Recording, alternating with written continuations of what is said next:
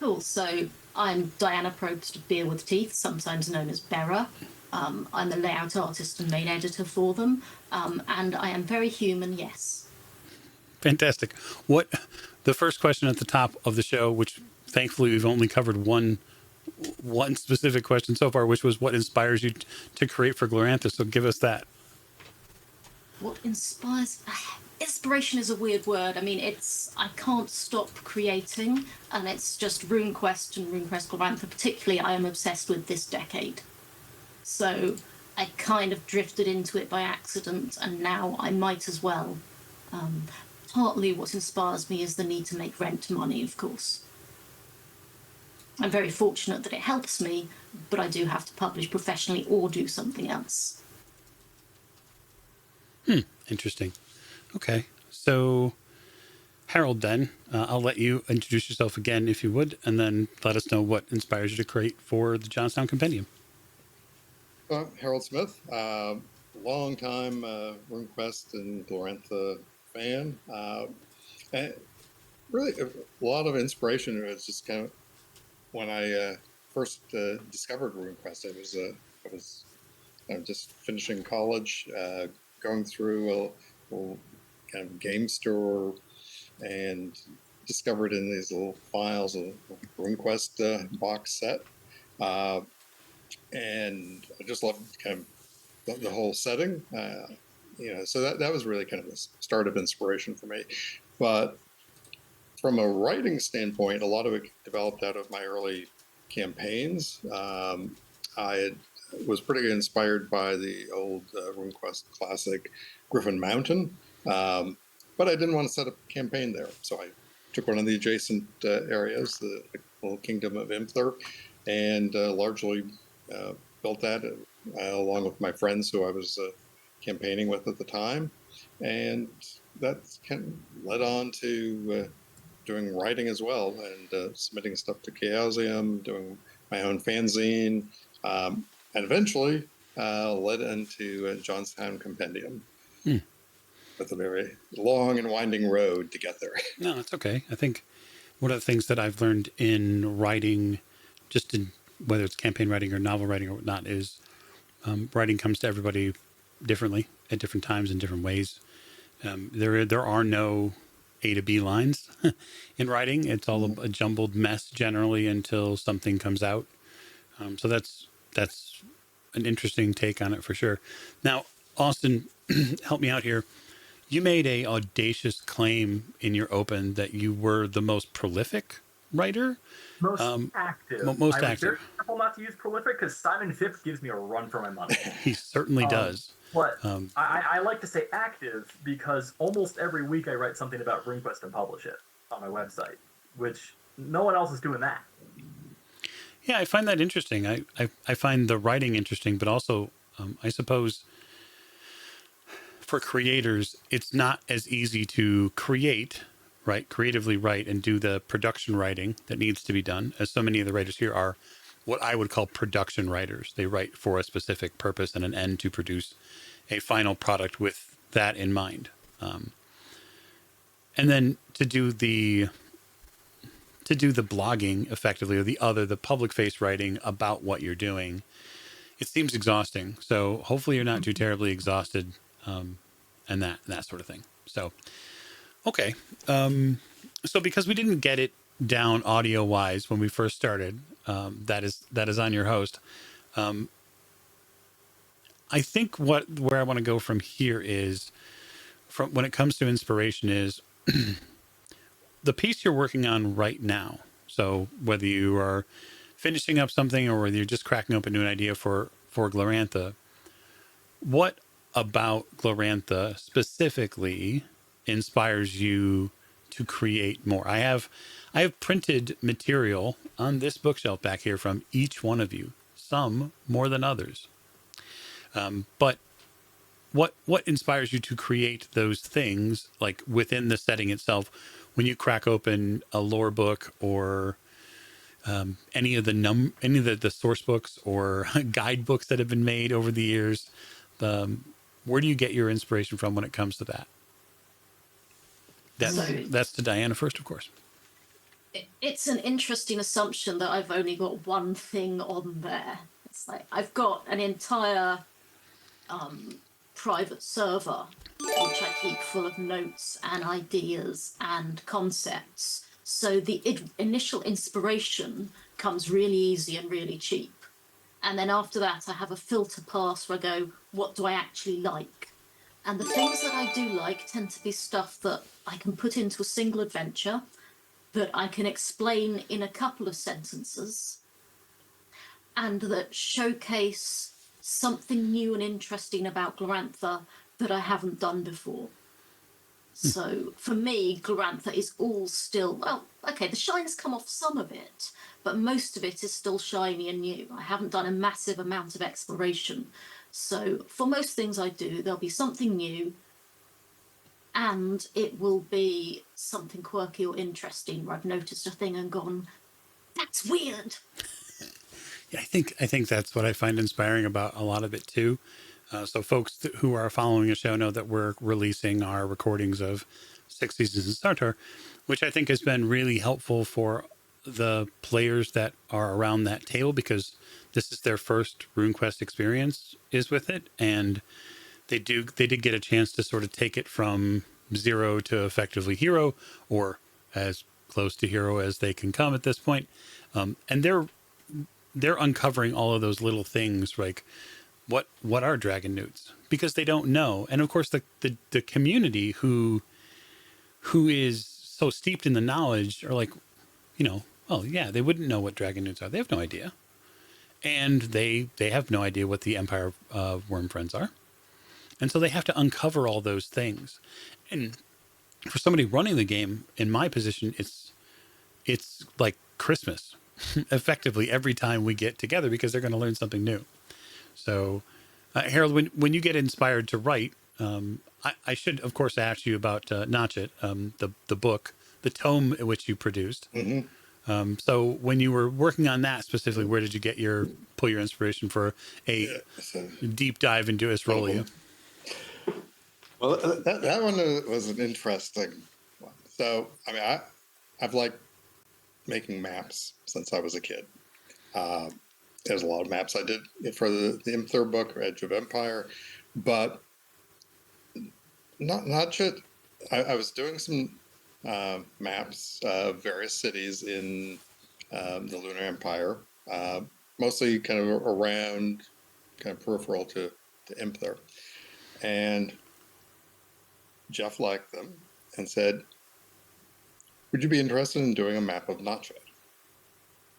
I said, okay. And not just, Notchet is Glorantha's greatest city, largest city. Kind of, you can almost kind of think of it as kind of the center of the Glorantha universe, certainly from, if you want to do sort of an urban city-based campaign or whatever.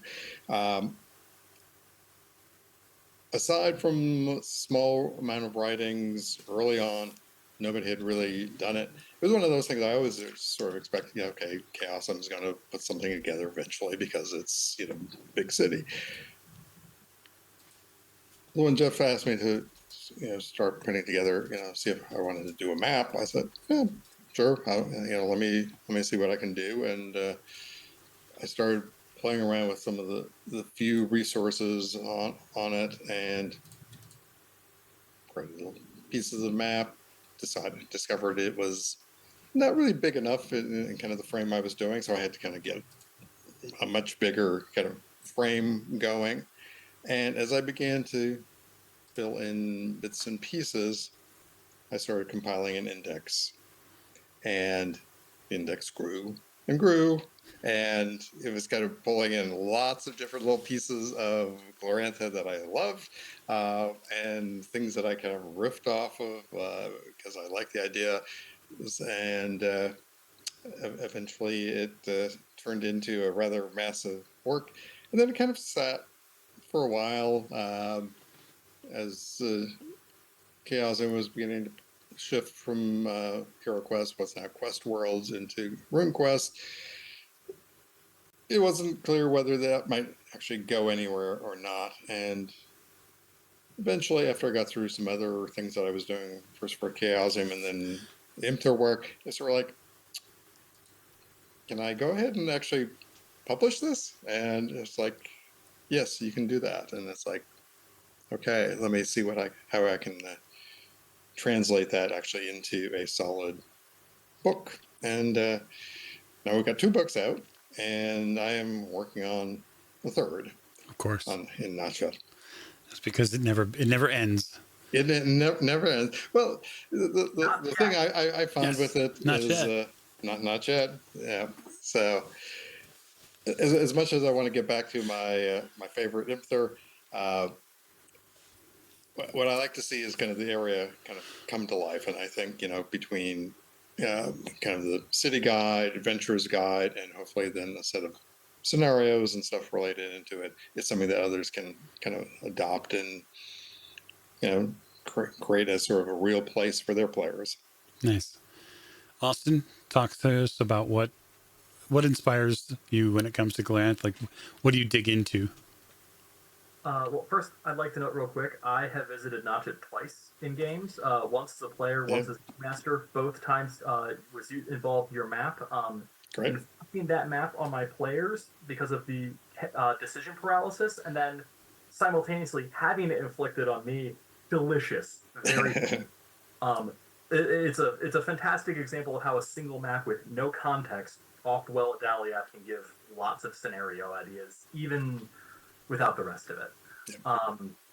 Inspiration is a tricky bastard. I know it's kind of one of the classic questions to people doing creative stuff, and I'm pretty firmly in the camp of there's no single thing that makes it work.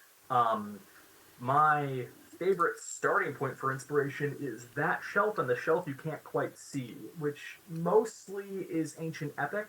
There's some other mythological stuff in there, but it's the things like Iliad, Odyssey, Aeneid, Thebaid, that kind of stuff is kind of my starting point.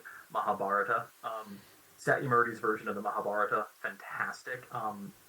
One of the things, actually, in one of my scribble journals, we'll get to that in a minute, is a note to remember that there's a section of the Mahabharata that has a bunch of riddles, which are, I'm like, ooh, those would be excellent for modeling on for illumination questions. And that sort of shows how the thinking process actually works.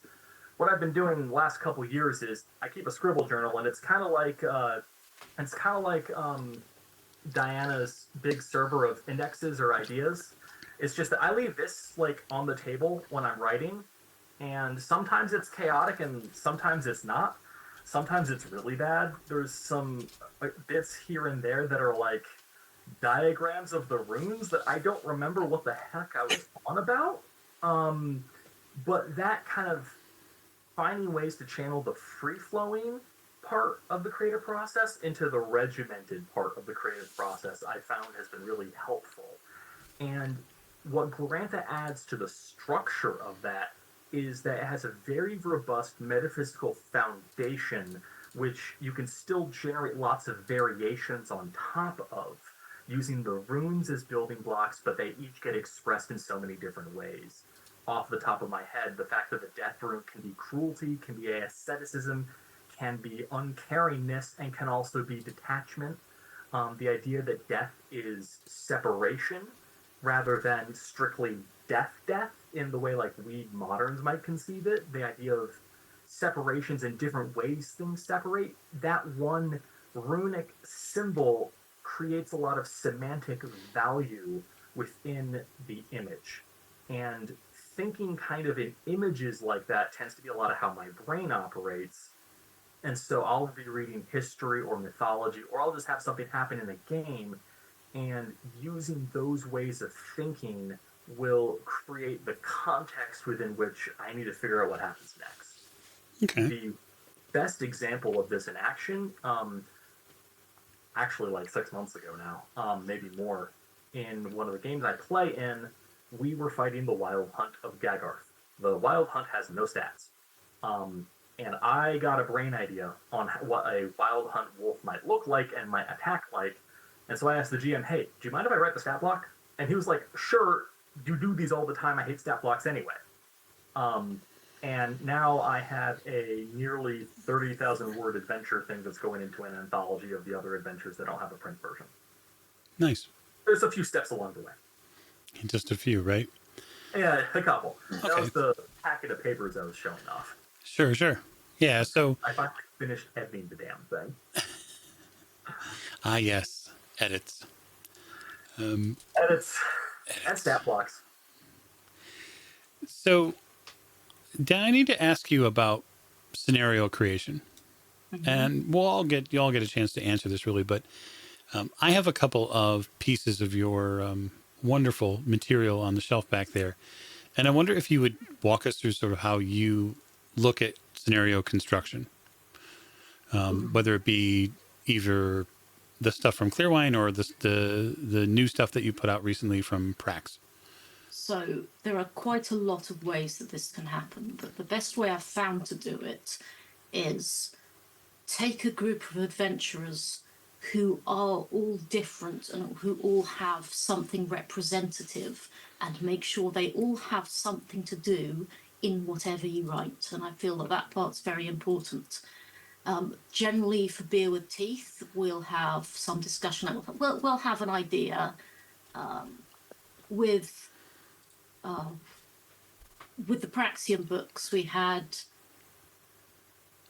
Oh, I'm just going to spoiler everything here. We had. Oh, there are these horrible little scorpion people. Let's make them toddlers. It's awesome. And how can you actually get people to fight that who are not Stormwolves? So we've already got something for warriors. What do we do for the people who aren't? And so everything we do, we try to have something social, something else, and that culminates in us writing Women and Twins, where you can totally be a warrior. It's just that you're going to do badly, and you have to lean into the fact that you're doing badly, because this is written basically exactly the other way around, and we were absolutely aware that warriors would be there. When we wrote Crimson Petals, we wrote down all of the people who were in our group, and like, this one's a shaman, this one's a Yamali, this one's an Issaries merchant, so as to make sure that we had all of those things. So the scenario creation, a lot of it is about making sure that you've got a wide range of possibilities and that there isn't just one solution. Some of it is going crazy with just what exactly you're going to do. It's Austin has very kindly said that he likes how off the wall Beer with Teeth's ideas are. And then we write very, very sanely over that. Like, we create a marvelous sculpture and then we plaster over it in white so that you can put your own colors on. So part of that madness is like we have times we throw ideas around. What if we do this? What if we do that? What if we do the other? And then we have times when we all have to be sane and grown up. I'm very, very good at that. I am a natural grown up. And we filter down, sometimes repeatedly. And recently, the last thing we released, The Gate of Dusk, we wrote a thing, Chris and I. It was kind of cool. And there's a complete other adventure that we've missed out that you didn't see, because we wrote that as well. We thought, it should be these paired things. It's going to be the Gate of Dusk. There has to be the Gate of Dawn. We have to get these in together. And then it just didn't work. So we went, right, throw that away. We will deal with it separately. And we used half of the work we put in because it made something better. So occasionally you need a totally brutal editing process. Yeah, I couldn't agree more. I think that I think of scenarios in sort of the way I think about a movie, whereas campaigns seem more like an episodic television show. That could be from the podcast AP side of just how to break down a story, but I'll submit as an example, probably a bad example, but I'll submit Taken, the first Taken movie. I think, Austin, help! What happens in this movie? it's okay. You don't need to know what happens in the movie. Okay.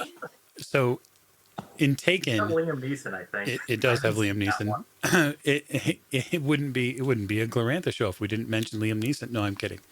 The best part about what they did with Taken was they cut 35 minutes of the film. if that movie had been any longer, it would have trended very badly. Mm-hmm. And I think it's really important for scenario creation that you don't continue to write and write and write for the sake of writing, because it can be detrimental to the piece in the end.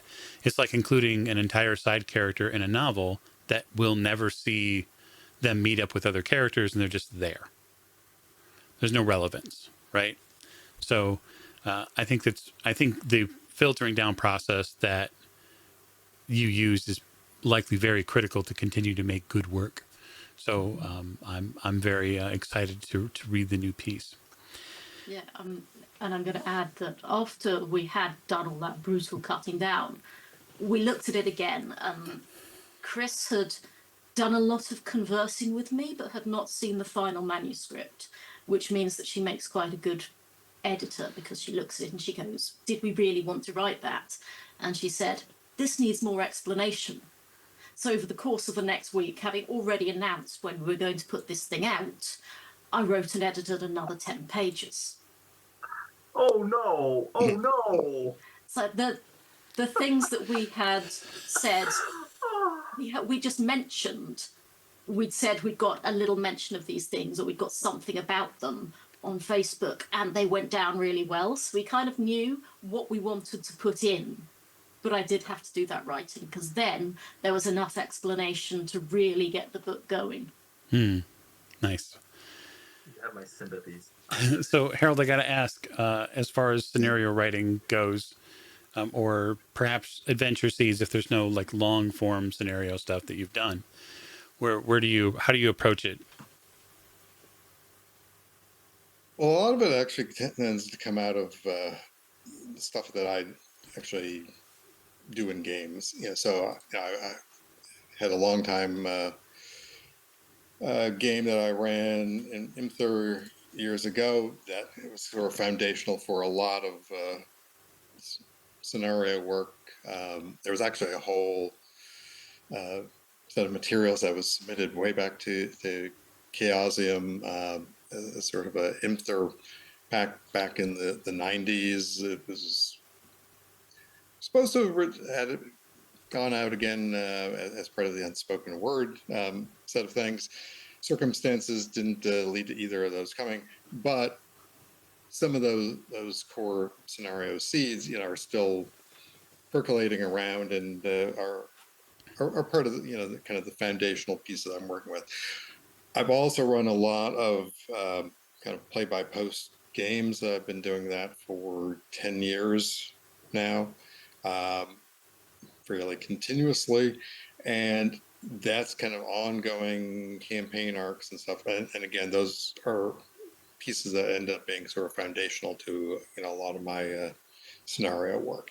And sometimes things end up getting kind of cobbled together because it's like, well, that bit's good, I kind of like that, and well, this bit that I ran here actually would fit quite well with this piece. And so that is kind of a cumulative.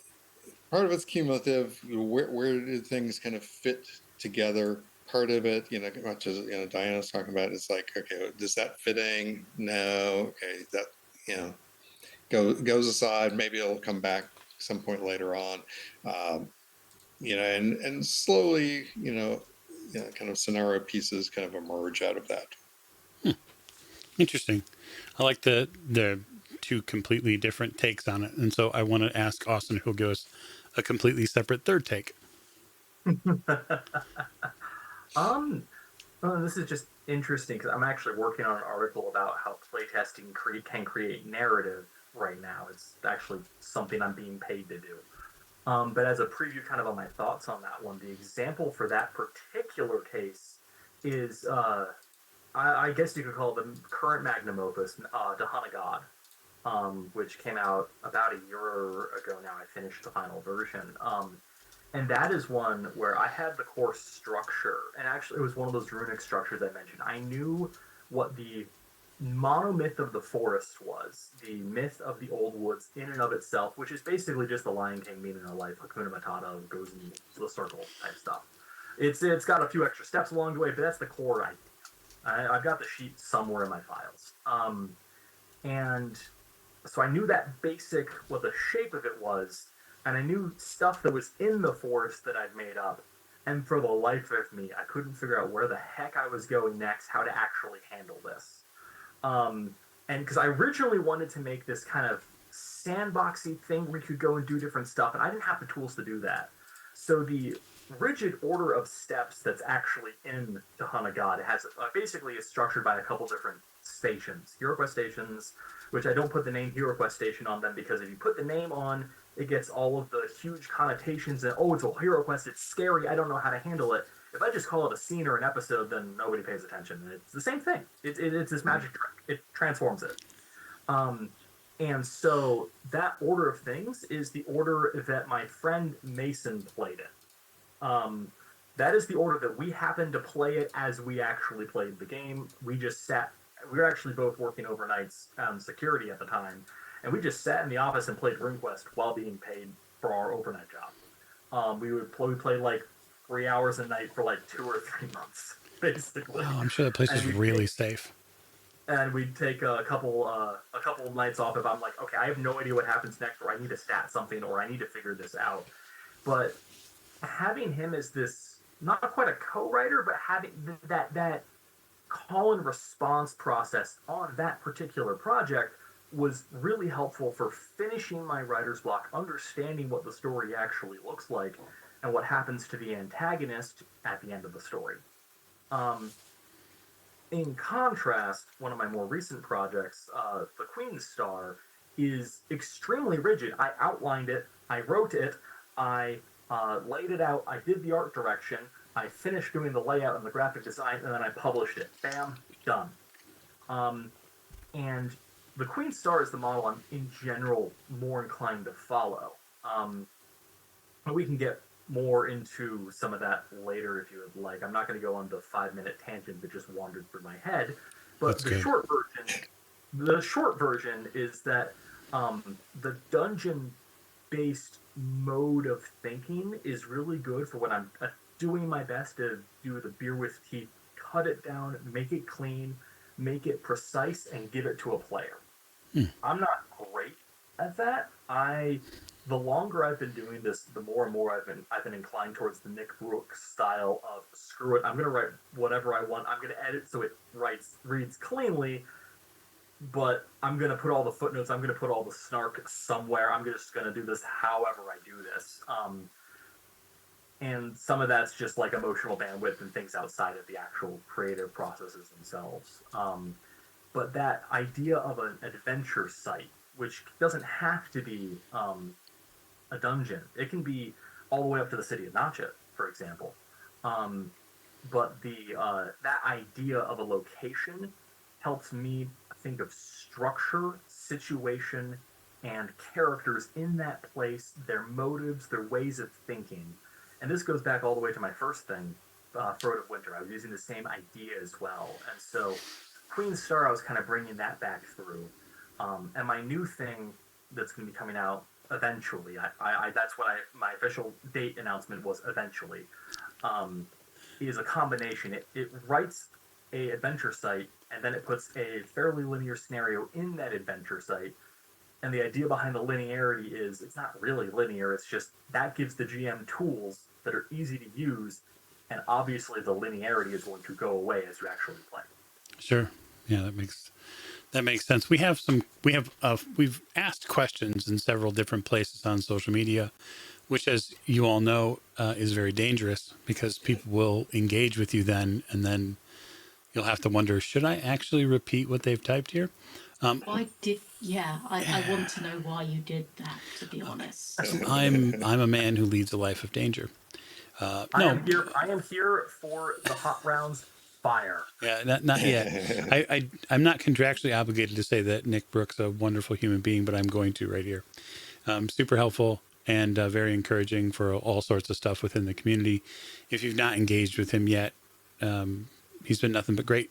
and hopefully continue to see him when I either get overseas or he gets over here to the States. He's a fun person to hang out with. Okay, so I want to go to a couple of these questions if I can. Yeah.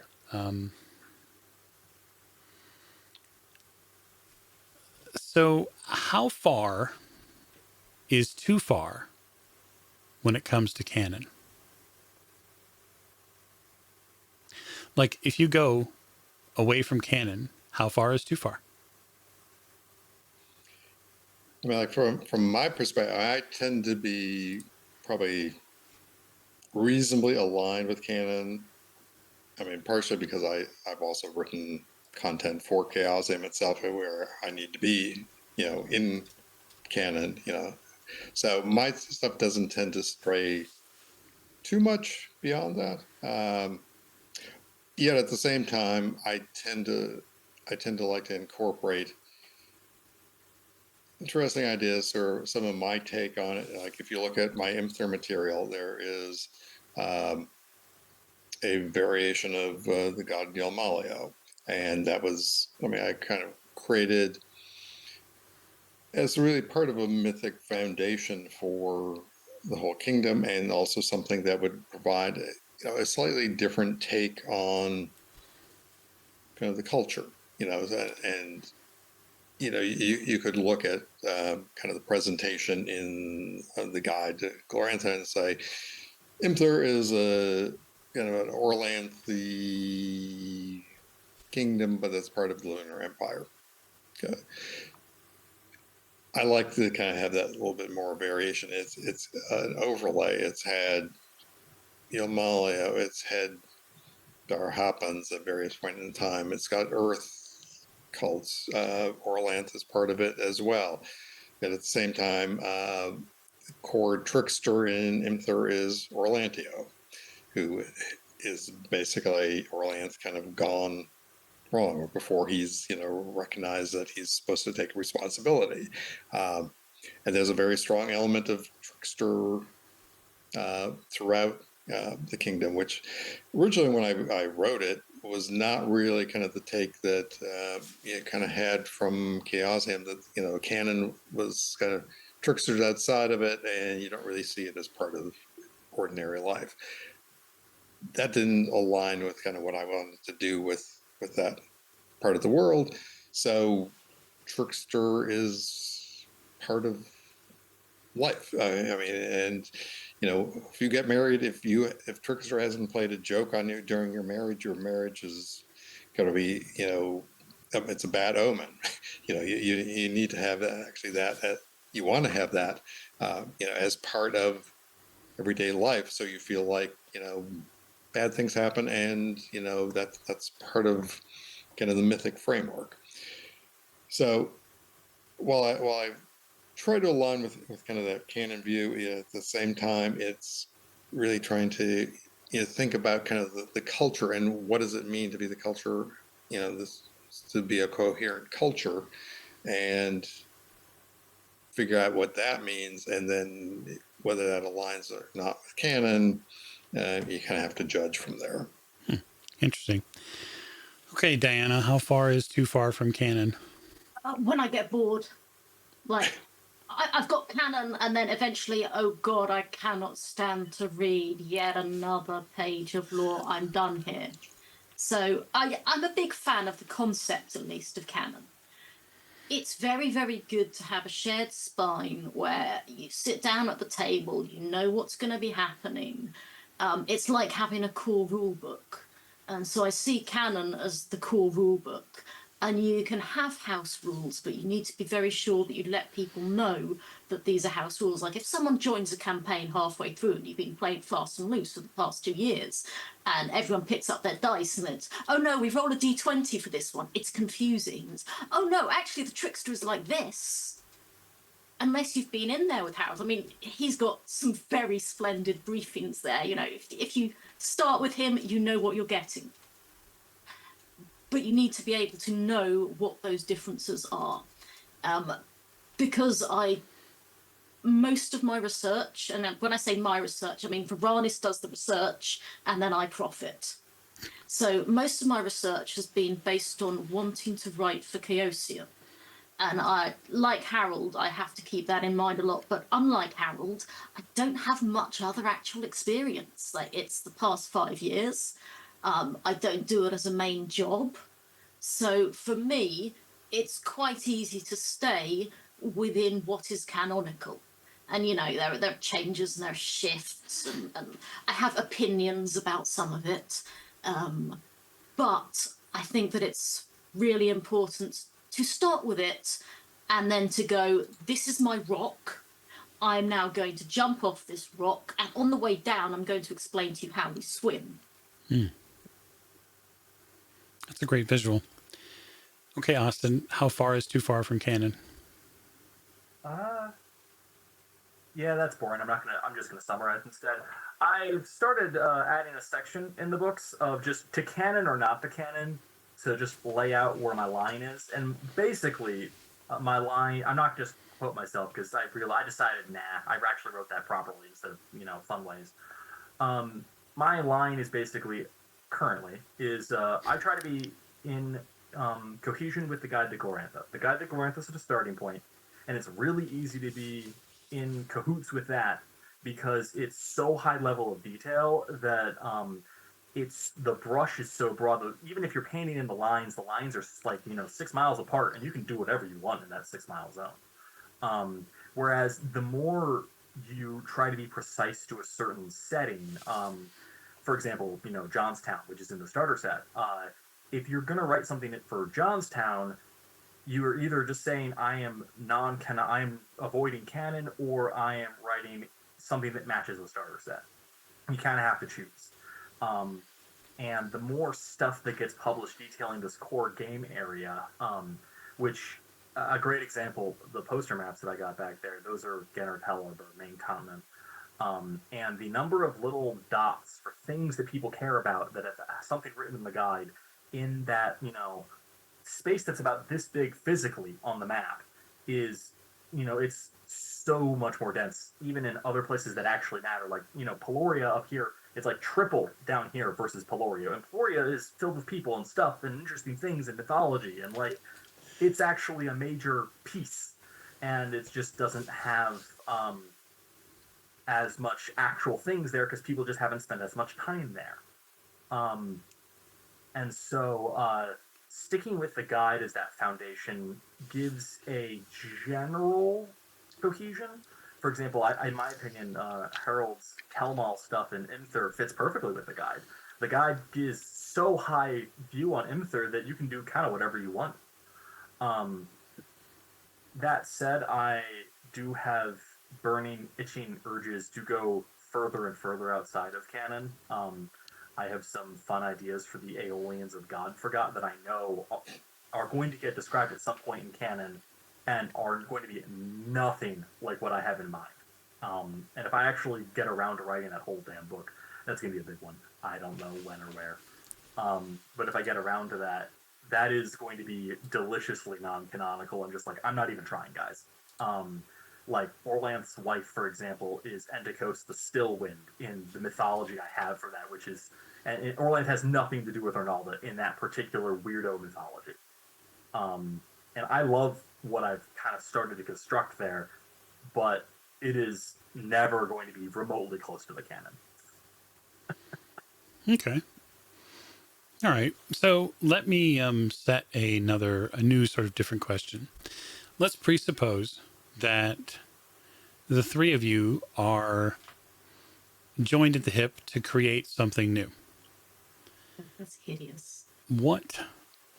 Yeah, not actually, not bound by flesh, Diana. That's different. And we can touch on the brew later. But I mean, the three of you creatively come together to create a product. What do you make?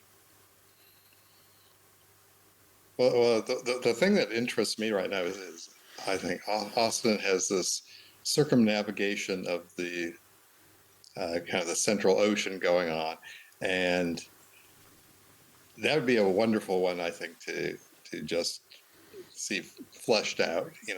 It's got a tremendous variety. You're just kind of sailing around. You got opportunities to visit lots of different places, explore different parts of the world. Um, I did some exploration for kind of a short-lived campaign I tried to do with my kids a while back. Set down in Maslow and Palmatella, and again, it was kind of a sailing-based theme. You got some interesting things like the Mother of Monsters and stuff down there, which are quite fascinating. But being able to kind of bring all that together would I think be a very rich setting campaign. I think it would be wonderful to produce. And what's really fun in my circumnavigation game that I've been playing is that I've got a mixture of new players and experienced players. And, we've hit Teshnos. The experienced players don't know shit. We have entered that Haraborn clan 6 seasons experience again for these new players because they don't know who Zitro, Argon, or Somash are. They're totally out of their element again because their characters are. And so there's really this transition from Central to around the world is really giving this really exciting new exposure experience. When it comes to thinking about working with other people, that's a really difficult question to answer because it's either oh, I would love to have been involved in X, or it's well, we need to sit down and be what do we want to do? You'd have this session 0 experience, I think, if you threw our 3 brains in the blender and tried to see what would come out. It'd probably be a city full of tiny baby scorpion monsters. Most of the scorpion monsters would eat each other, so you'd get they are voraciously carnivorous after all. So you get several bloated. Is there something we're not hearing here about the houses in Asrolia? Who's actually seen grandmother lately? That's a good question, Harold. Who has seen grandmother lately? That's a good question. I like Harold's idea there. The idea of a campaign would appeal to me. If we did one individual thing, I'm not sure that would be very different from me writing an individual adventure with Beer with Teeth. So if I were doing something with Harold and Conrad, I would like it to be a big thing. And you can do big in 2 ways. You can go into depth, or you can have what I've always wanted to write, which is a caravan adventure. And Austin has very cleverly found a way to keep a caravan adventure going and to have a community around it. And that's really cool. So I think that I could absolutely get on board with writing that. For what it's worth, the secret sauce that makes that work is the community rules in Company of the Dragon from Andrew Logan Montgomery, the same author of 6 seasons. The community rules give a structure in the way that the core rulebook's wider rules kind of don't. But the community rules let you build the community as a character. In my case, the ship, the Sun Chaser, which says, this is how you still have a foundation and a connection even as you're going around the world. Even as you're doing classic murder hobo adventuring, really. There is still an ongoing cast of characters, and the caravan or the fleet in this case, there's a rival ship, Magasta's Fang, that they're the classic, the jerks in the next door that you don't like, but you don't like not enough to kill yet, maybe. Yeah.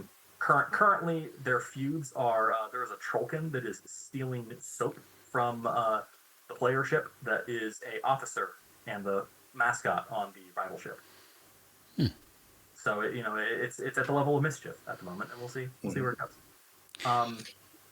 I know other things I've had in mind that would work well as collaborations that are just kind of idea bubbles at the moment. An anthology of adventures about Jonstown, with the restriction, because restrictions build creativity, that you can only use rules in the starter set. No reference to anything else. Unless you need to add a brand new stat block or something, because you can use stuff in the bestiary anyway. Because I think that more stuff that someone with a starter set who's just trying to feel out what's going on, you just say, look, you can just buy this one book, and you don't need anything else, you're good to go. I think that that's got a lot of value for helping new people get introduced to the game. And I know something else I've really been interested in doing, kind of on that caravan idea, would be getting a bunch of people together to write up the oases of Prax, where each one is a place you can visit, and saying, oh, here's the distances to each of them. But then getting a bunch of different people to do each oasis, so that it's a bunch of different ideas, and it really feels weird and strange.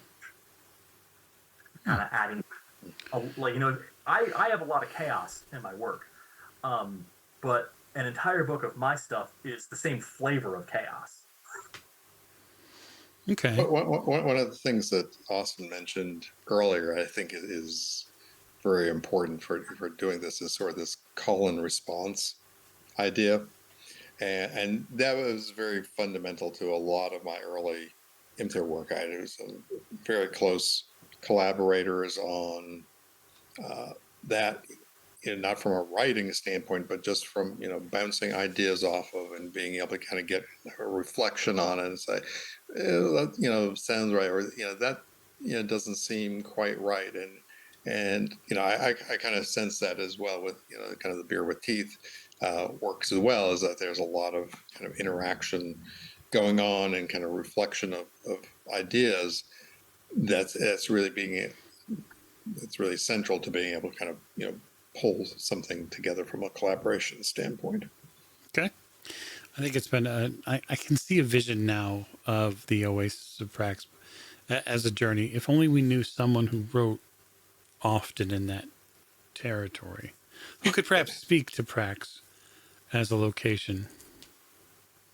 I get the idea that these anvils are falling past me, and I just don't know why. Oh, John Webb, his Sandheart books are great. Oh, yeah, he is awesome. The Sandheart books are absolutely fabulous. Yep. And coincidentally do lead in quite well to the Sacred Earth, Sacred Water book. Oh, fantastic. Look at that. Mm-hmm. I have there. Yeah. I am looking forward to when I have enough of a paycheck to buy a copy of that. That Furthest and Nocturne are all very high on my list. Yep. All quality pieces for sure. Okay. So I could see potentially the Oasis. That would be fun. Be fun to journey from place to place to learn different truths or hear different myths at each one. I have notes for one of them. I can share those somewhere later. They are chaotic, and I'm gonna have to find them. And they're mostly in pictures, and I'm not an artist, which makes them very fun. The ideas were generated when I was reading the archaeology of the Aegean about the Mycenaean, Cycladic Islands, and Minoan Crete. Something about a well at one of the oases that's the top of a tower that you can go down into, and it's a dungeon from the garden. And if you go down far enough, there's a tributary from one of the dry serpents in Prax. And that tributary feeds into the Edzeroon, and it's a daughter of the River of the Underworld and Gennert the Earth King, who's now dead. I don't remember the rest of it, but I remember there's a boat. And I never finished it. It was just like a scribble idea. Sure. But like a 12-page scribble idea. Okay. So we have been on for about an hour, and pretty soon we'll get a ad break. And so for folks who are not subscribed, but what I want to do is give our authors here a couple minutes to go and grab some water and give you a chance to stretch, and we'll be back in just a second. So don't anyone go anywhere. We will be right back. All right. Welcome back to our Jonstown Compendium authors panel on the Old Ways Twitch channel. So thank you for joining us. I think this gives us a wonderful opportunity to reset and sort of redo some of the introductions that you may or may not have heard at the top of the show. I am your host, Michael Diamond. I am the moderator here, as moderating is necessary. These folks are amazing. I haven't had to stab anyone yet, but the night is, of course, young. I'm also the head of the Old Ways podcast, chief content creator and catalyst for our shows, and head of the Twitch channel. So I'm just sort of in charge of some of the levers, which clearly were not working earlier.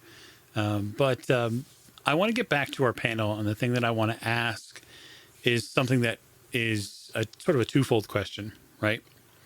The first part of it is about art and how it has potentially inspired you. And then two, the second part of it is, when you look at art for your own pieces, do you have a specific style that you've landed on, or is it something that you feel like you need to continue to iterate on? So start us off, Diana. Tell us about So, art. as an artist, I kind of sit in a really awesome position here, and I just like to say to Austin, ha ha. Am I allowed to flip you off on this show? I don't know if I'm allowed to or not. Let's not. Let's do that a bit later. So I like to mix it up again, to mix it up a lot. Chris has a few ways she can work. I have a couple of styles that I like, that I'm comfortable with, and we both like to move on and out of that. And then as well, I do this thing, I hang around on Mastodon, and you find on Mastodon there are a lot of artists who go, I have absolutely no money, please give me money for commissions. So I tend to give money for commissions when I have that money and ask them, can I have credit on something? So if you look at the latest things we produced, they'll have different artists named in them. Some of them are friends of mine and I want to bring them alongside. Some of them are people who wanted money. Some of them are people where I've gone, that's really cool, how much is it? So we use artists who are outside Beer with Teeth as well, but we do primarily sit around Chris's work. Like, she is such a workhorse, it's amazing. She can create a lot of stuff. If you look very carefully in The Gate of Dusk, behind the thing about the crown test, there's a very faint image. And it's there. I didn't ask for it. She just said, I got carried away and drew the mammoth skeleton. And you really can't pay for that kind of thing. Like, she doesn't get enough. None of us get enough because it's fan publishing, but she absolutely, totally sells the books for us. And Chris, if you're listening, I'd like you to know I'm totally lying. Please do not ask for more money. Okay. Go ahead. There is a thing in there about inspiration as well. And there are certain styles that I like much, much more than others. I try to make it so that the art in each book supports that book and the way that I'm thinking.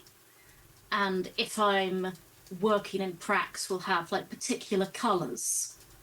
And Sacred Earth, Sacred Water has a little copper siding just to make it seem like a really hot place. So I try to use art to inspire, but I don't generally get inspired by the art because, like, art is a continuous process to me. There are artists out there I really love, and you know, their work is awesome. But to be inspired by another artist in that case is basically a case of plagiarism. And as I'm not going to go there, it's like I will totally cheerlead for them. But I don't want to use those styles in particular. I want to use art as a tool to support and inspire what the book's about. Yeah, it's a great answer. All right, Harold, talk to me about art, especially not just art, and the Adventurer's Guide for that matter as well. Yeah, I mean, art's an interesting process. I mean, I think fundamentally what I try to do from an art standpoint is give people kind of a visual of how I'm thinking about Springer Place. And I want to be able to do that in a fair amount of detail. Like in the Nacho book, I want to kind of give you a sense of what it's like to be in that particular city, maybe even in a particular district or neighborhood. So, you know, if you are playing there and somebody's wandering around and they're going into this particular neighborhood, there's some sort of visual reference that somebody can say, oh, well, you know, this is kind of the area that you're getting into. Now, I don't have a budget to be able to do all of that, you know, from a commissioning standpoint. So I rely on a lot of public domain art, and I do spend actually a lot of time kind of trying to source content, you know, things that I see as I'm, you know, maybe just kind of browsing. Somebody's shared something, you know, that, you know, might say, oh yeah, I could see this, working, in this particular environment. So that's a big part of it. So I've got a lot of files of kind of sourced art, and I kind of have a good sense of what I've collected out there, and it ranges across a lot of different settings. So, but you'll find that what I've included in Edge of Empire for Imthur is a different look and feel than some of what I've done in the Notched books. And then kind of adding into that, what I like to do is to then commission works on individuals, people. Edge of Empire has a whole little series that was done by my daughter, who was an animator and artist. She also did the covers on all three of my books as well. Lee O'Connor has done some great pieces for the Notched Adventurer's Guide. I've got pieces from Simon Bray. So being able to kind of then bring very focused, kind of very Glorantha specific views into the people, I find is a good way to kind of blend that together. Interesting. Your use of public domain art is fantastic. As someone who does a lot of that myself, you do a very good job of picking thematic pieces that work with the material. And also something I forget to all the time, that when I work with an editor, they almost always yell at me for. I really like the sidebars in your or the notes in your work, that if the piece fits but doesn't quite fit, they help provide the explanation and kind of merge it together into one thing. I noticed that a lot in Imthur. I am really bad at remembering to put those in. I mean, it does. All the time. Yeah. I do think that helps to be able to say, this is what I'm. In fact, you're saying this is how I'm envisioning this as part of the thing, and I do think particularly drawing. So it can be drawing on kind of the public domain works, but even sometimes as you're providing context to a character or whatever, be able to say, okay, this might be so and so, and what their kind of role is. You can say, oh, okay, this is an Earth Priest. I can kind of get that vibe or whatever, or clan chief or whatever, from that standpoint. Mm-hmm. So as far as your specific books, Austin, I have Treasures, the first volume anyways, back on the shelf there. When you look at those books and you look at art, like as far as collecting or having a specific theme or style to what you do? I knew when Treasures once, and I mentioned that one in particular, I was aiming for a variety of styles, because I was hoping to do this as well as Treasures 2, and it didn't work out the way I expected. So Treasures 2 has much more of my fingerprints on it than Treasures 1. Treasures 1 I wrote about 60% of. Treasures 2 I wrote closer to 75 or 80, maybe more. And so one of my goals, though, with Treasures 1 was I wanted to get a feel for, what's it feel like to be a real publisher? Not full Chaosium standard, but just the idea of, what does real art direction look like? What does trying to coordinate all these people, all this stuff? That was my first project that I ever really did that in anything resembling a scale. There was aspects of that in Throat of Winter, but Throat of Winter was a vertical learning curve, and Treasures 1 was kind of a slight grade learning curve. And the learning curve has kind of deteriorated, but I'm definitely not flat yet. I learn a lot on every project I do. And kind of, I've settled into what I feel as my general stylistic goal over time, although I will shift away from that for specific pieces and towards other styles for specific themes. A great example is that I absolutely nicked the idea of doing the side things from Bureau Thief's Prax books. Treasures of Glorantha and 2 and Queenstar both have side things. These are done by Zed Nope, and they're awesome. Zed really absolutely knocked it out of the park. I actually used the color picker tool in Adobe to just grab the colors, and that's actually what the whole book's designed around, color-wise, because I don't have that good of an eye for color, and I just trust basically every artist I work with.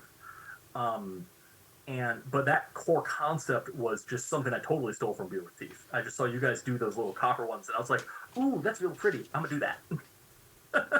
Yeah, and everybody who does anything creative, creatives are thieves. You don't plagiarize, but you get sparks of ideas and pieces and stuff. Yeah, so we had this idea come up in the repository stream here last week, and I posed the question of them, which I'm happy to do here as well, which is Mark Twain said, in effect, there are no original ideas. And so my question to them was, A, do you believe that's true? And B, if the first answer is yes, how relieving is it to not have to put yourself in the box where you think, I have to come up with something that is original? And for the most part, they felt it was fairly liberating. I have a bit of a problem here. Because I have a degree in philosophy. So, we're going to have to decide what original is, what true is, and what thought is before I even attempt to approach this. That's my undergrad, Diana. I am down sometime.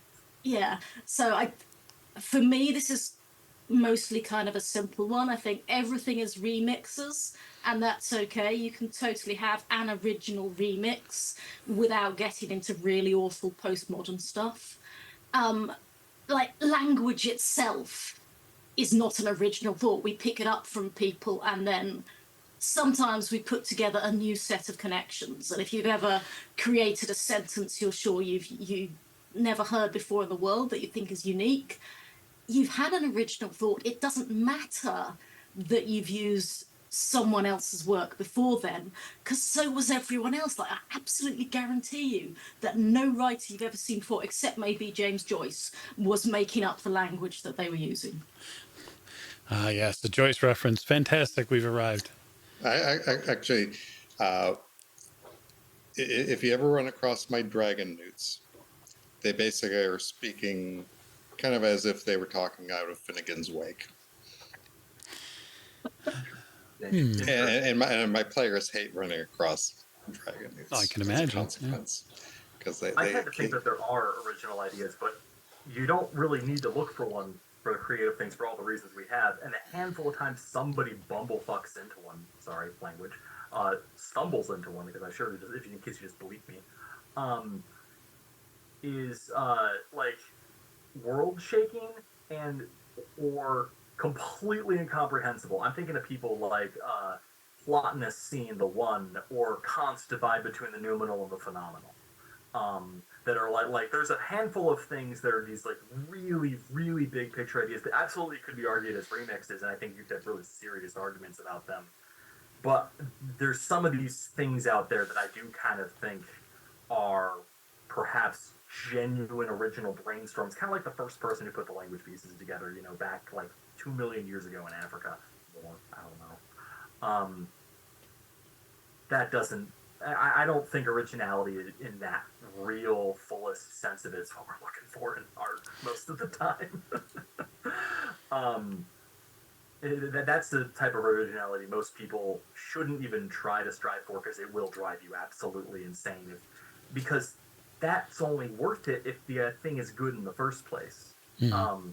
You could have something that's that flavor of original that's not actually relevant, that doesn't either describe something meaningfully human in an artistic sense, or meaningfully empirical in a about the world and the way it works sense. Mm-hmm. This is actually kind of a funny question to be discussing at all, given we're talking about Glorantha, which is basically an expanded peyote dream. It's like, hey, I've discovered a wall, and on the other side of this wall is there an amazing thing. And we've all expanded that from there and gone, yeah, this is really cool. And it's gone in directions you could not have imagined. So it's actually a differently contextual question here and for the Miskatonic repository. And, the Miskatonic repository, you do not want to meet the originals. No, that's not something you're interested in. Not really. Well, and I think it's interesting that my experience is that, especially the people who get drawn into the creative part of Glorantha, is that it's a lot of people who, speak the Joyce lingo. And I actually haven't read Joyce, so don't make too many of those references, because I won't understand them, even if they are, post 1800s. But the core not core concept, but I find that a lot of people who get really like obsessively into doing the Glorantha stuff the way the four of us are tend to be those same type of people. There's a certain worm in the brain that eats away your common sense and says, "Oh, think about Glorantha all day." Yeah, it just from my tables perspective, we got into making characters, and we had a wonderful friend of the show, Stefan, who came in and essentially ran a one shot for us to get some experience in Glorantha and sort of see how character creation is done, and talked about the lore, and he was able to just give us the smallest of filament of what we needed for, a couple hours of play, and in 20 minutes or so of discussion from, God's time forward. And you could sit back and spin yarns all day just from a single page in one of those books. And I think that is something that is intentional about the way the world and the lore is crafted, right? Like, much like Dana said, it came from essentially a shamanistic fever dream. And so when you use that as like your foundational stone, the directions are everywhere and nowhere at the same time. And so things are sort of just, they are what you make them. And I wonder if while we're talking about art, if we look back at Jonstown Compendium submissions or pieces that you put there, how important are maps to that art that you'll use, right? Go back to the question. Yes. It's called bookending. Let's have If we're gonna Harold try go to get back first on to this one because he's Yeah. the map master. this is why I have to hire people like Diana. Yeah, that's true. Harold, This is my attempt at Israelian art. I'm actually really happy with it. This is really good for me. But yeah, Harold, I talk mean- to us about the map from. Maps are certainly central, to a lot of my works, and I tend to do my own maps just because I like to do those and develop those in some slightly different styles.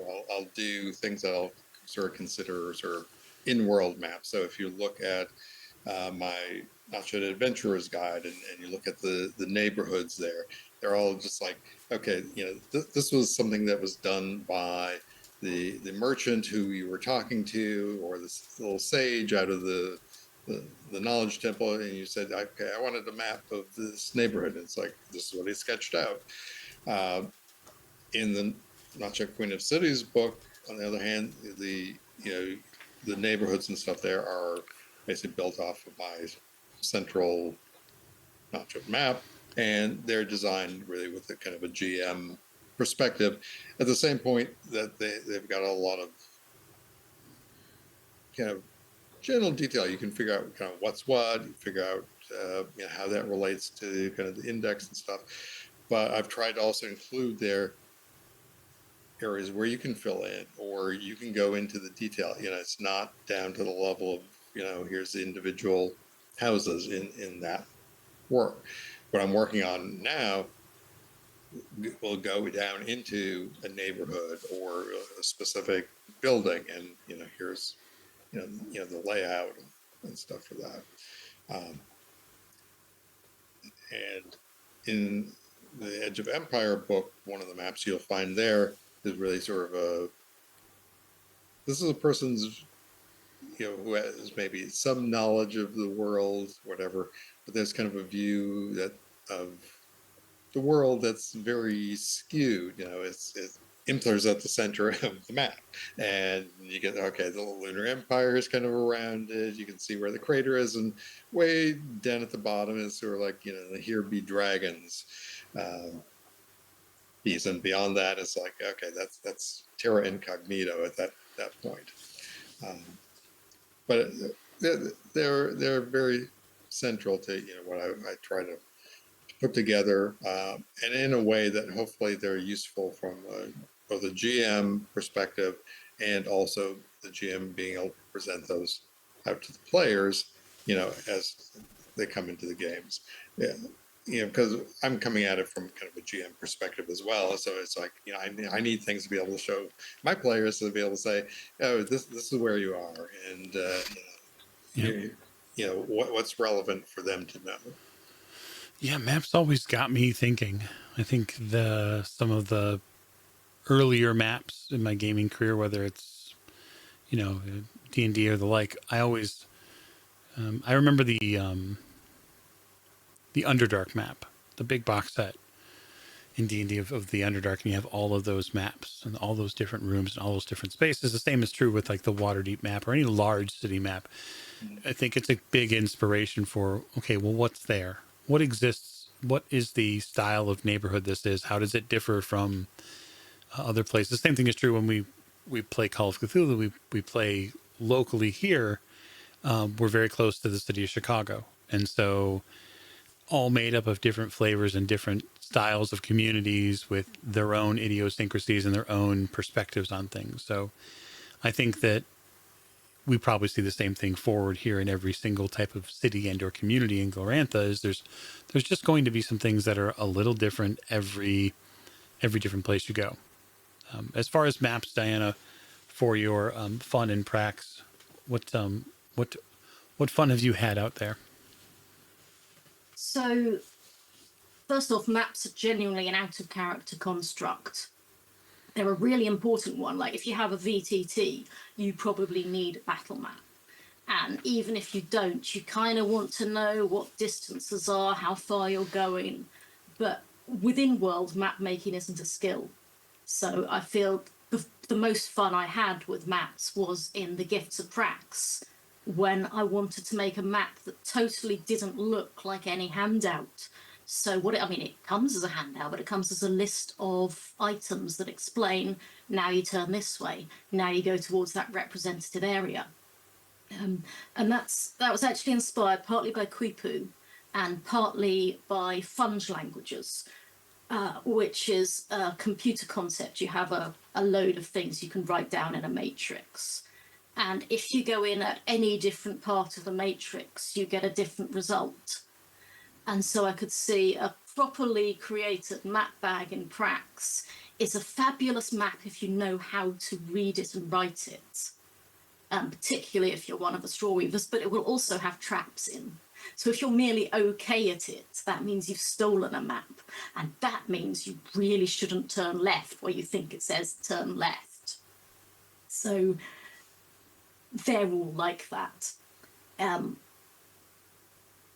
We mainly use maps. Links are unfortunately getting deleted for us, Michael. Yeah, it's all right. But I'm trying that it happens. But I'm trying to show people a really, really terrible map. Send it to me over Discord and I'll post it. Sweet, I will in a sec. And I started off with it was basically a kind of figure of 8 scribble that went under itself, taken with a broken iPhone lens. So this horrible blurry image. And I said to Chris, can you make this into a dungeon? And It's amazing. What she actually created was really cool, but it started the process of us being able to talk back and forth.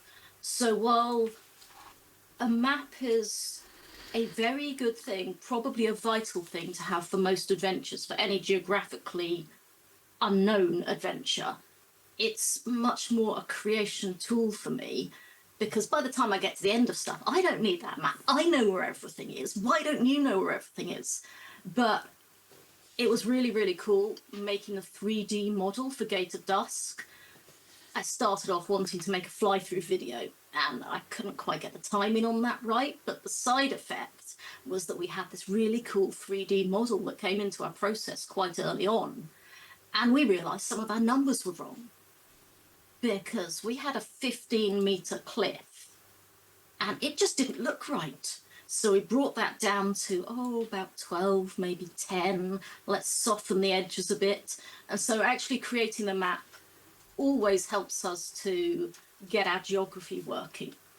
And if we are creating it repeatedly, it allows us a refining process. And then you see something that looks beautiful at the end, and Chris does a bang up job, and it's all awesome. But it's much more interesting to me to see the map going and starting and moving and going and starting and moving. And it's an iterative process that most people don't see. They just see the end result. It's, oh, someone's commissioned a map. That's fascinating. The making the dungeon out of the picture taken from a cracked lens is, that's pretty unique. I don't think I've heard that one before. So points for being unique for sure. Okay. It's okay. The link's been posted in the Thank you. Twitch chat. Thanks to some assistance there from folks in Twitch and getting it to us. Sweet. All right. So this might be a little bit more of a long form question, but that's okay because I think it's going to cause you to think, and gods know that we enjoy thinking.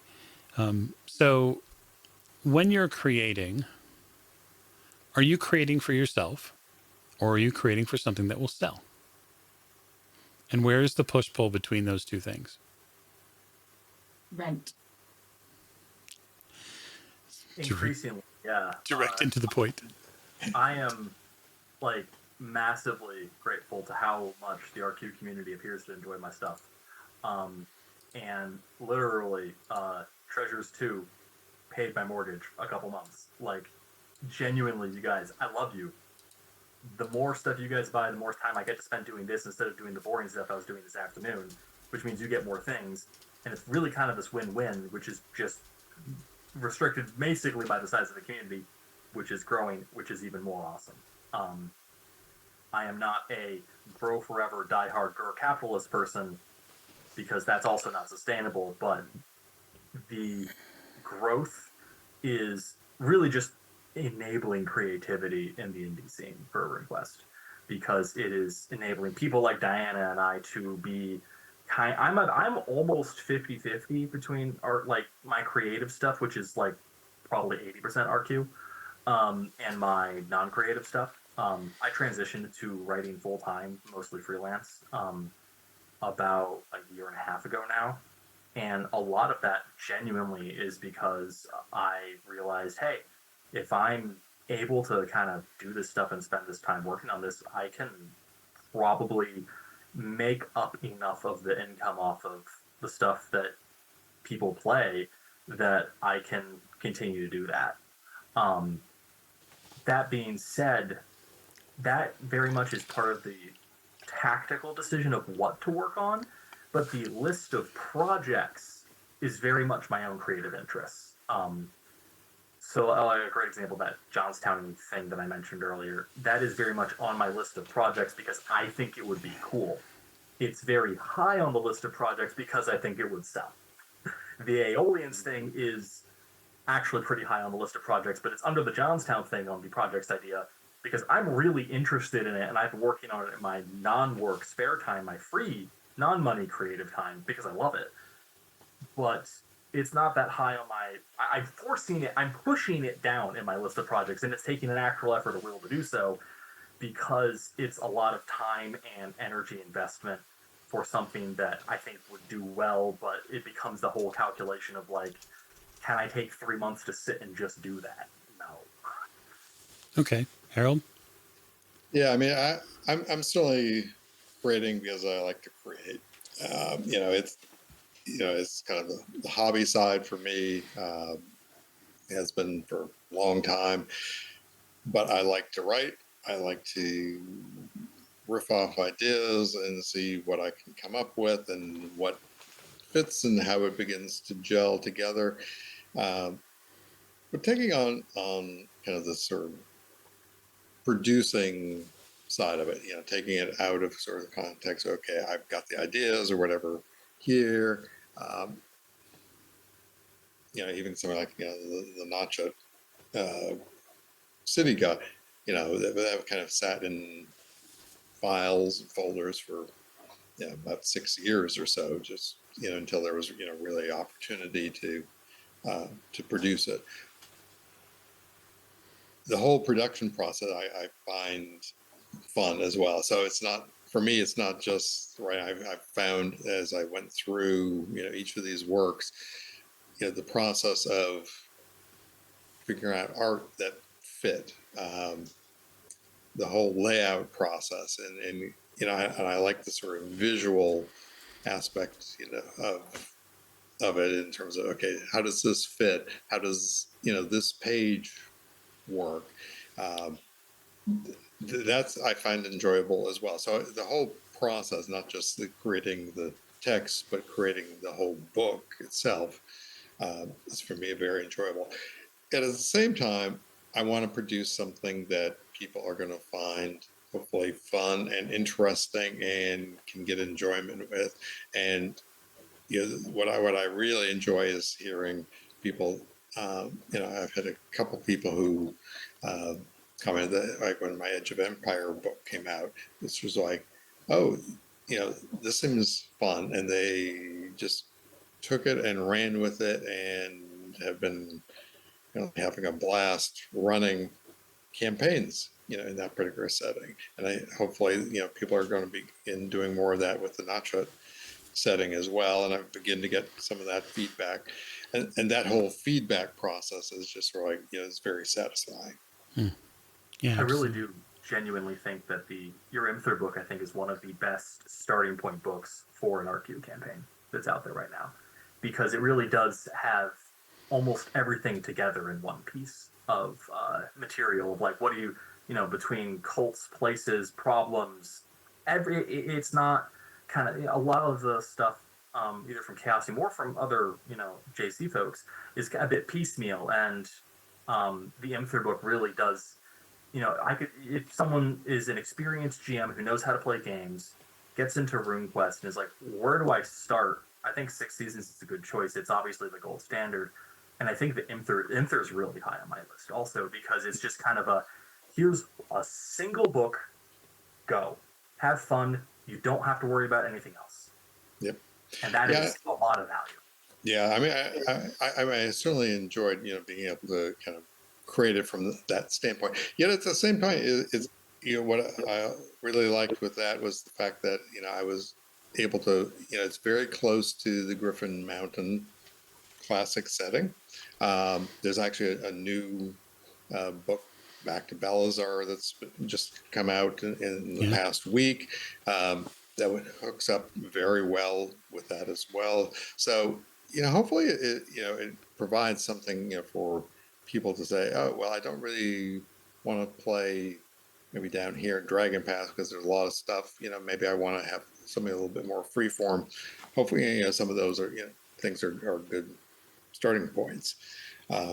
It's much the same. I think, what I see, like, with the, Diana's work on, in the Prax setting, I would love to play that in that, just because it's just like, finally somebody is like, this is real Prax, not Pavis, not Not that city, John Webb guy. but this is a real, the Nomad Gods setting, and out here, and it's it just seems so fun, and that you really say, I would love to, just kind of jump in and play in this setting. Mm-hmm.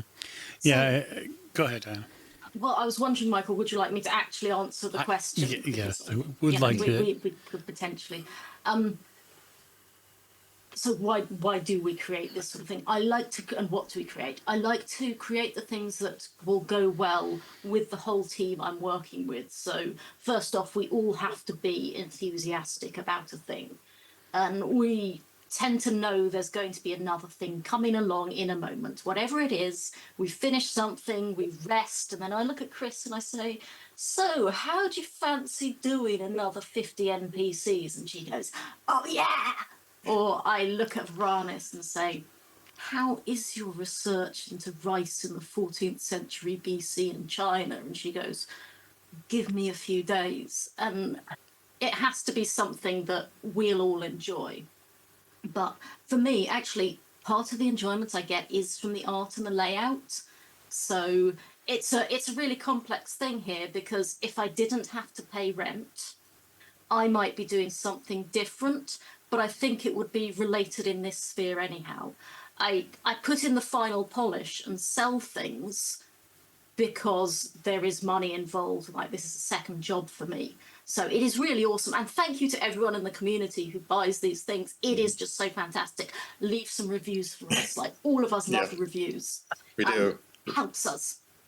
But the parts that are kind of long and slow and satisfying, the things that Harold's been enjoying with the production process, I probably wouldn't do, which is weird. I've discovered a new thing I enjoy doing. I hate it at the time, and then suddenly it works. Like, words are terrible. Why do we even words? Oh, that sentence now looks right. On to the next sentence. Oh God, why do we? So I do really enjoy doing those things. If I weren't pushed into this particular creative process, I would be in some other creative process, or the same one but different. That is, I write a lot of fiction within our world already. I like a lot of myths. I sometimes go on a 2-week bender just writing about what Yinkin did recently, or, hey, this is how you initiate into this particular cult of Yurmal, and you've been stabbed now. Austin, there are knives involved. I'll send you that one. Well, I was going to, I was going to. I had several off-color puns flow through my head there, and decided that I actually, when we're done here, I am playing a session of RuneQuest where I'm a trickster, so I'm just saving them, honestly.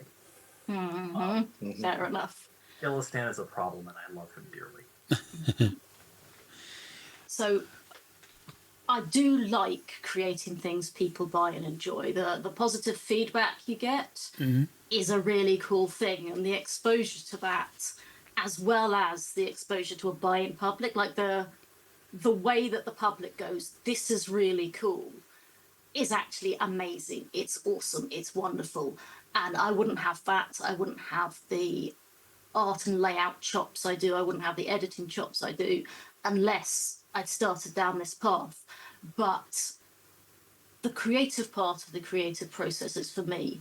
And as Austin said, it's very much shaped by what is going to be happening. Like, we can't do something we're all enthusiastic about, but that doesn't help make money, except just maybe once or twice. Sure. Or like in kind of when it's part of that decision making where, you've got the idea that's a good idea, and you've also got the good idea that'll make money. And it's like, well, I like both of those.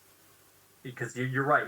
Making something you purely don't like is only viable if you're on a salary that is taking care of everything else. Then it's like, fine, I can just put all of my hate energy into whatever they're paying me to do.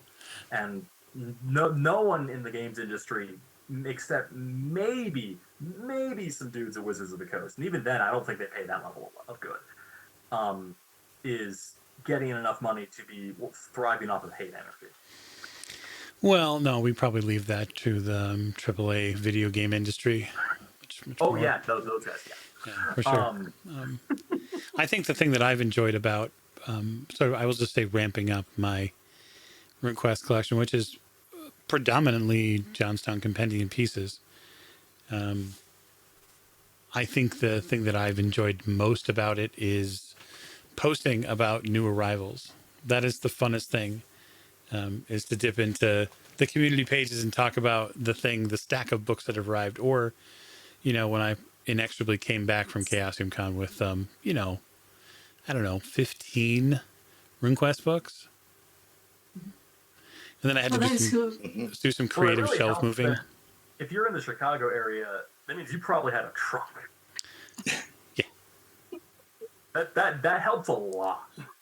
Yeah, no, I mean, you can't see them. They're behind me. You can see the guide, obviously.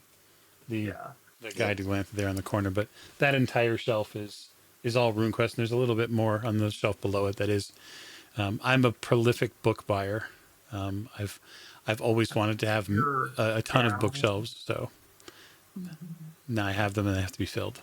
It's a quest. Michael's fallen prey to me demanding he take photographs of every book with his hands on them, because there was a photograph, and his hands are quite large, and it made a different book look small, and someone thought, hey, is that out in a trade paperback? It's Right. no, Nope. Michael's just gigantic. Like he holds the guide to Glorantha and it looks like a normal little book. So I insisted. I'll be honest, I have actually been thinking about like I love you, Diana, but I've been thinking about screw the art, trade paperback time for my adventure stuff with the occasional black and white drawing, because oh my god, the amount of time it would save me. This is not a money thing on the art and layout. This is not a money thing, believe it or not. This is just I like the production stuff, but my favorite thing is the writing part, and I'll do the editing because that's what I have to do to make myself actually worth reading. If I don't do any editing, it's not going to be worth reading. I'm not selling something that people want to buy. If Sure. someone doesn't edit their work, don't buy it. That's my opinion. Yeah, no, we talked about this during the MR authors section too, and I think it's important here because there's the same sort of editorial process that needs to happen.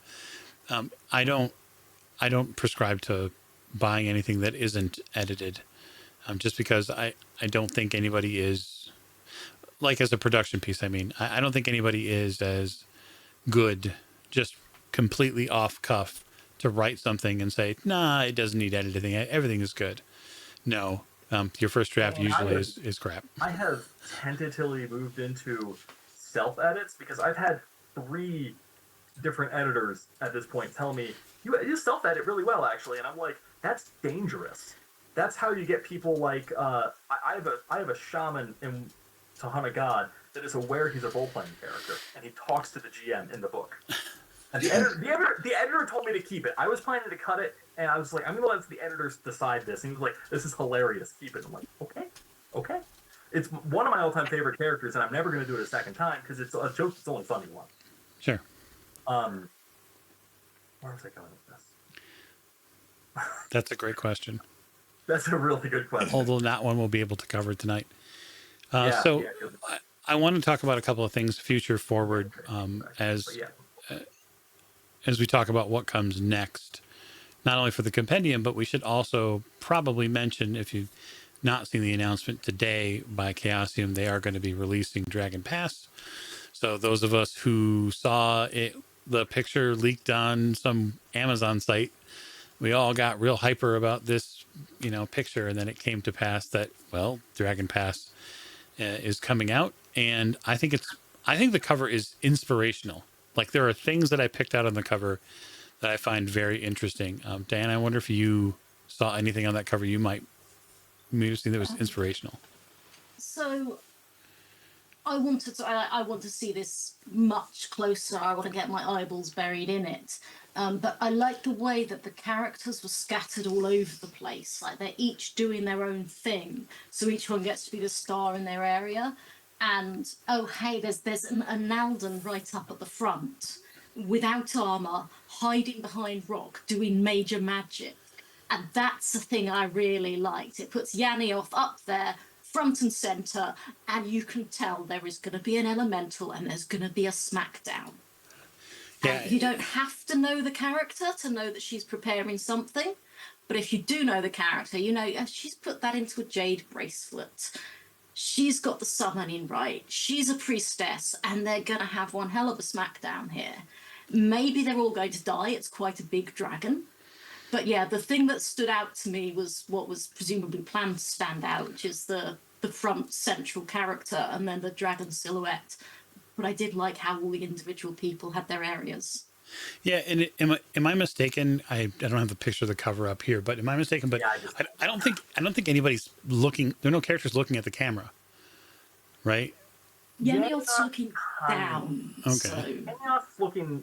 Yanioth's facing the camera, but she's not looking into it. She's looking kind of down at what she's doing. Yeah, and I think I like that idea, that art take specifically, because I like that they don't have the presence of mind to do the heroic look and at the camera, because they don't know what's there. They're busy, right? Like Diana said, Yanith is doing something very specific, and it's likely to try to save their lives. So we're too busy being big damn heroes to do anything other than do what we need to do, and I think it's great. I think that when I think about art like that and art from books like that, it reminds me of Jeff Easley. It reminds me of all of these older, 70s and 80s gaming books that covers that were made. That's the art that people were like, I got to go to buy this book.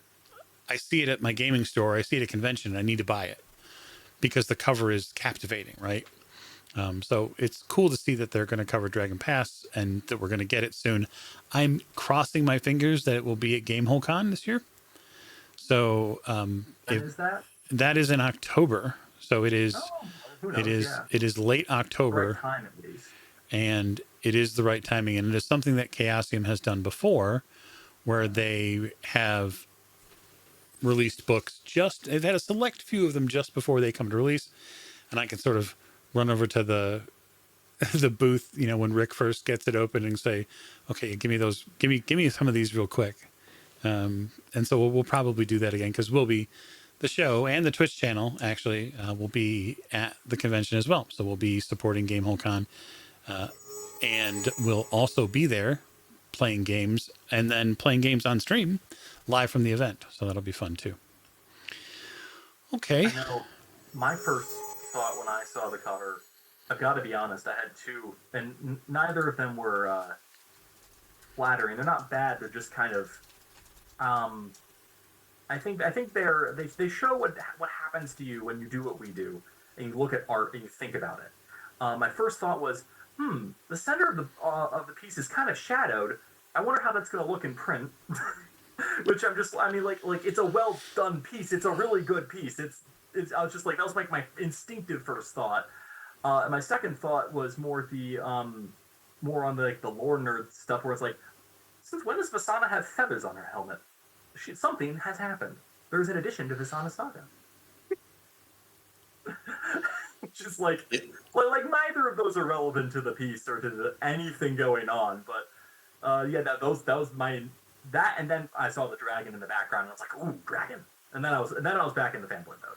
Yeah, I definitely enjoyed something about the dragon, and certainly the Analda priestess. I think those were sort of the two eye-catching pieces. I like the way that the dragon just seems to be kind of ignoring the fact that there's people down there that might be trying to do something. It's like it's got its own agenda, it's got its own thoughts, and it's just looking off elsewhere, which seems very draconic in that sense. The other thing that kind of just caught my eye, of course, was just the title, and having Lands of RuneQuest, and it's like, okay, that's a kind of setting up a promise that that okay, this is part of a series, and there are going to be more works and help to expand beyond Dragon Pass. And I wonder if we were to say throw potential ideas out of what Lands of RuneQuest they might cover, what are the top 2 or 3 that you think they would cover first? Oh, I think. Pavis.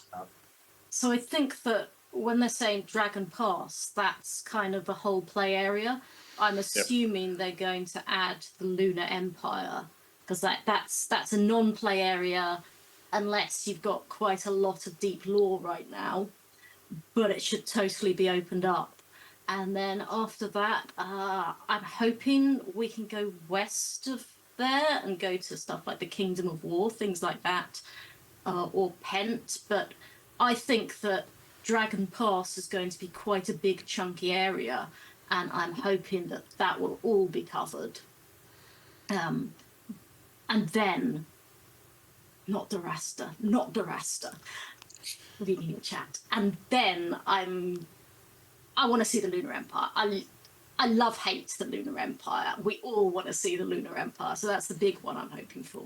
I would love more detail on it, because the impression I've gotten from the chunks I've read in the guide is that there's a lot of detail that was created that's never really been fleshed out with it. Kind of like how with the Colts books, I like the Lightbringers and the Earth Goddesses books quite a lot.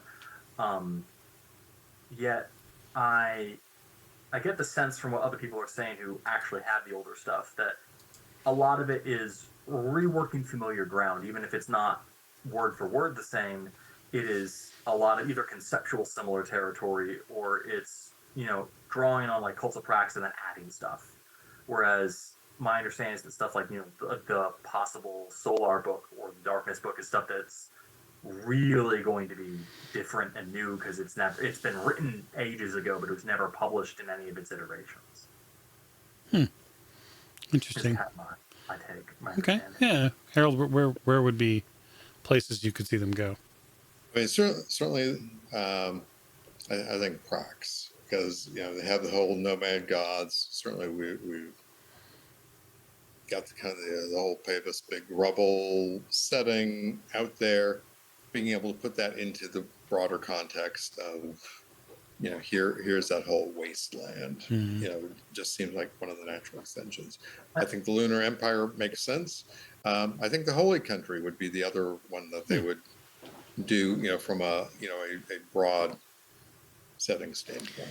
And I think it depends a lot on how Dragon Pass is defined, and we just don't have that information right now. Kind of like Diana was pointing out, Prax could be considered part of it, because the core rules could just be all the homelands and the core rules. But it's like I can see, I almost see how Prax could be argued as part of Dragon Pass, but like Esrolia, for example, doesn't personally feel very Dragon Pass to me. And like I know Hjortland's kind of in this weird in between, because it was at one point very firmly Holy Country, and right now, it's in the Sartar section of the core rules. It's treated as just Sartar 0.8, whereas Right. So I could see Dragon Pass being kind of more, not just because I think they're doing a Sartar book also at some point. Yep. This might be the Sartar book they got. Maybe they just call it Dragon Pass instead. I don't really know. But I know Jeff said that they're planning to have the whole big master map of Dragon Pass in this or attached to this, and so that kind of makes me think that this could go all the way down to Esrolia if it's going to have the map that includes Esrolia. But I think Dragon Pass, I do kind of think Grazelands, the Tarshes, and Sartar kind of as a nexus. I'm going to pull the first knife here, because I think that Austin, and I think that Austin has missed a thing, and I think that Austin has missed a thing because I did this 2 weeks ago. If you go down south from the Grazelands, there are ways through into Esrolia that are also definitely Dragon Pass, and I think that's the route of the first lunar invasion that Belentar stopped with the building wall. So I think that there is structurally a real argument to be made there that Esrolia is part of that. And, maybe not the Holy Country or all of it, but then do you just leave out the trolls because they're a bit further away? So I think that the Dragon Pass struggle is about who has the trade routes here. And everywhere there's going to be a big trade route that the Lunar Empire wants. That's something about Dragon Pass. So, maybe the Zolafell, but I think pretty clearly down to where the building wall battle is would be Dragon Pass for me. And it wouldn't have been when I started, but having looked at this particular if memory map, serves, the building wall battle, they go to Kars first because it's one of Faz's campaigns. So they there's go a feint. north So I above think the Shadow Plateau. But actually, Harold would be the guy to answer that, because I don't. Yeah, right. The building wall You battle. have the actual expert yeah, on hand. definitely the building wall battle. Yeah, they came down through the Grazelands. There's the later siege of Notchut. They came over from Kars. I thought that was part of the. Okay, so I thought that was part of the I thought both campaigns started from Kars, and kind of went over building wall, and then you get Herrick, and Herrick's like, hey, no more Belentar, and they're like, oh, well, let's try this again. Yep. so. The first invasion, they had, I think, the feint to the sea. Is that when that happened? But it was a two-pronged. Okay, that's why it's called Feint to the Sea, and it's just not clear. It was a two-pronged attack. Yeah. And Fazor did the feint, and he was much, much better at it than anyone else. Was embarrassingly good at battle, and Belentar stopped the actual main attack. Yeah. Okay, I want to take a couple of questions from chat too, and then also get us to sort of a wrap point for the panel. I think the question that was just recently asked in chat is very poignant for Harold. Will grandmothers and the Queen of Australia recognize the new King of Dragon Pass as their overarching ruler? I think it's going to probably happen. And I think the reason it's going to happen is because they need somebody to stop Herrick. Yeah. And they don't have the strength to do that on their own. Yeah. They need a check to that. Herrick's a That's problem. what player characters are for, my friend.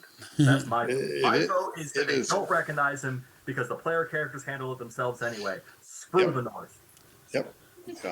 I think there's certainly a possibility. It's certainly one I would encourage, in my own campaigns. The problem is that once you've had the player characters deal with Harrick, you need to deal with player characters. Right. And that probably means recognising a King of Dragon Pass. Yeah, just maybe. I mean, they could have just paid off Herrick.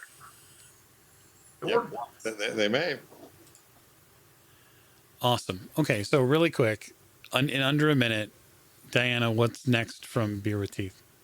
So we're looking at a cool, interesting thing within the Lakai, and we want to expand that tribe a bit. I accidentally spent 51 sessions, so I kept it under a year in a campaign about the Lakai. I just slipped and fell into it every Friday night and ran it. It was an accident. Of course. So that's going to see some big chunks of write-up, and to space that, there might be a few other things as well, because if you start on a big project, you sometimes need to pause and then do some other things. But hopefully there's going to be an adventure with some Owl Clan people, and I'm not going to tell you any more about that because I've decided not to. No, that's okay. Perfect. At a minute. Harold, give us a minute. What's coming next? Trying to kind of complete this sort of a little trilogy on Notchet. We've got already the guide, we've got the adventurer's book, need a scenario set. So been trying to wrestle with that. It may end up actually being 2 books. At least kind of the way it's shaping up at this point. And eventually I want to get back to Imthur because there's at least 2 books worth of content there that are kind of paused and waiting for me to get back out of the Holy Country. Awesome. Austin, what comes next? Howl of the Wild Hunt comes next. That's coming eventually is what my current phrase is, and I'm still sticking with it. Your Glantha may vary, and your soon may vary too. Howl of the Wild Hunt is a description of the Clearwine Necropolis up on the top of Clearwine. It's attached to the palace as an adventure site, including the teeny tiny mini dungeon of one of the barrows. Also, there's some hints at what could be underneath the palace. I haven't written that up because I realized that was going to be a 50,000 word tangent, but I might do that in the future. And so what happens is that a dude dies, and his body is not buried within 7 days. And that means the Wild Hunt's going to come and carry off his corpse. And they show up during the funeral, basically. And the players are just ritual, bodyguards kind of told, hey, we like you, we want to honor you, go guard this funeral of this nobody that no one should care about. And suddenly there's a bunch of spirit wolves with slavering mouths tearing in and throwing people into the air and just causing all sorts of havoc. And well, that's what player characters are around for. Beautiful. And I might have a beta edition out of that in like the next couple weeks, just depending on my mood and how life is. That would be like I mentioned, like the trade paperback and kind of vibey thing. That would basically be a text only just thing that it's playable, but it doesn't have any pictures really. I don't know when I'll finish the whole thing because the whole thing is going to be an anthology with some of my other stuff that's not in print. Cool. Okay. So just to sort of wrap up, we'll do some quick wrap-up stuff. Why don't you give us, Diana, sort of the full self-promotional portion for you so that we have it here at the end, where people can find what you do and how they can help you feed your need to create. So I work for Beer with Teeth as part of the team. We create things that go on the Jonstown Compendium. We've got so far 3 print-on-demand books, and you can find us by looking on DriveThruRPG. The best things you can do for us are tell people how awesome we are and give them the links to our work. And we also occasionally blog on beerwithteeth.games, but don't go there, go to Drive-Thru. Nice. Harold? Yeah, my works are out on Drive-Thru RPG. That's probably the best place to find them. I am active on the various RuneQuest Facebook groups, as well as the BRP forum, where you can find me as Judge Agapa. Ah, fantastic. Austin? I think Diana maybe just realized that he's Judge Agapa from that expression. Mm. I am the if you're looking, by the way, for an example on how to praise Beer with Teeth, I literally wrote an article several weeks ago called "Beer with Teeth is Awesome." So if you need like a copy paste example, I've got you covered. Otherwise, if you want to see other things I'm rambling about, akalos.com, it's spelled like this. You can kind of see it on the whole thing. Is a great place to hit me up for just what I'm doing. In the last few weeks, I've gone anywhere from reviewing a 50-year-old movie to, in the next couple weeks, I'm going to be reviewing myself because I got a critical review on Drive-Thru. I think it's a really good one, and I want to talk about my own mistakes and how I can move forward in To Hunt a God. It identifies some warts that I'm aware of, and I think it's a brilliant review. It's a really, really helpful critical review that I think that's going to be fun to do. Yeah. Oh, and I've also just got like a ton of stuff on Drive-Thru. I did 2 years of Monster of the Month, which was once a month, do a thing. Most of those are dirt cheap if you just want to get a vibe of what I'm on about. Deanna wrote one of those, which is hilarious and one of my favorites, Air Toads. I've got a bunch of adventures that I've mentioned throughout this. My most recent book is Treasures of Glorantha 2, which is a collection of lost artifacts from the Second Age, the Glorantha's age of God manipulating sorcerers and imperial dragons. It is designed that you don't need to know shit about the Second Age if you want to check it out. You don't need the guide, you don't need anything. The book itself is enough to just tell you what you need to know. It is designed for people who have the core rules, and probably you also want weapons and equipment or the Red Book of Magic. Fantastic. Okay, and so I'll leave you with this as your moderator. The Old Ways is continuing our journey through 6 Seasons Sartar. That will wrap at some point in the near future. So the recording side is obviously a little different than the air side, but that's just because it all has to be edited and trimmed up so folks can enjoy all of our adventures together. We will, at some point in the near future thereafter, have to decide where our heroes go and what they choose to do. Now, that might point them towards Australia. It could potentially also point them towards Prax. And so while I won't totally start a knife fight between Harold and Diana, I am, but we will do it in the comment section or perhaps in another panel soon. So thank you so much for joining us for this session of the authors panel focused on Jonstown Compendium. I want to thank my guests. I want to thank the chat, and I want to thank you, the viewers who are watching and engaging with us. Thanks so much, and be safe.